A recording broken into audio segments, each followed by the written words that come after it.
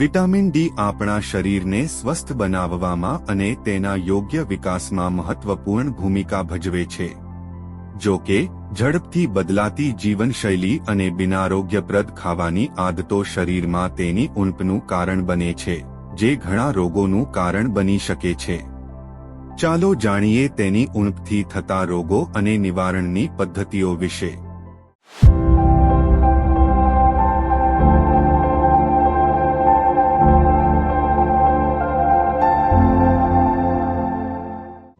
Number 1. Vitamin ડીની ઉણપ પુખ્ત વયના લોકો માટે હાનિકારક છે.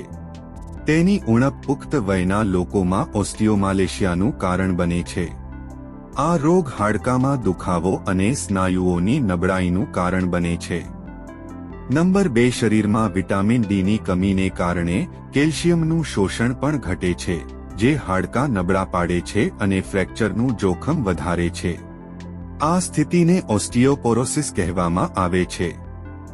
નંબર 3. કેટલાક અભ્યાસો દર્શાવે છે કે વિટામિન ડીની કમી હૃદય રોગનું જોખમ વધારી શકે છે.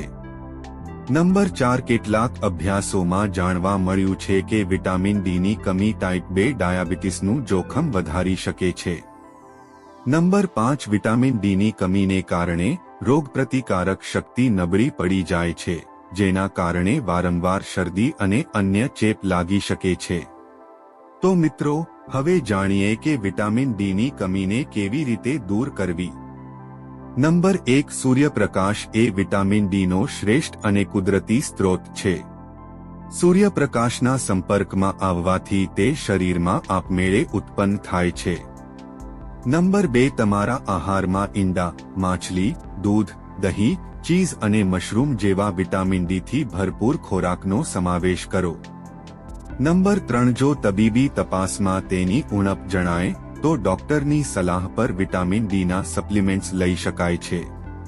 જો આ કમીને સમયસર પૂરી કરવામાં આવે તો ઘણી ગંભીર બીમારીઓથી બચી શકાય છે. જો તમને આ માહિતી પસંદ આવી હોય તો તેને લાઇક અને શેર કરવાનું ભૂલશો નહીં. મળીએ પછીના વિડીયોમાં. ત્યાં સુધી ખુશ રહો, ફિટ રહો. જય હિન્દ.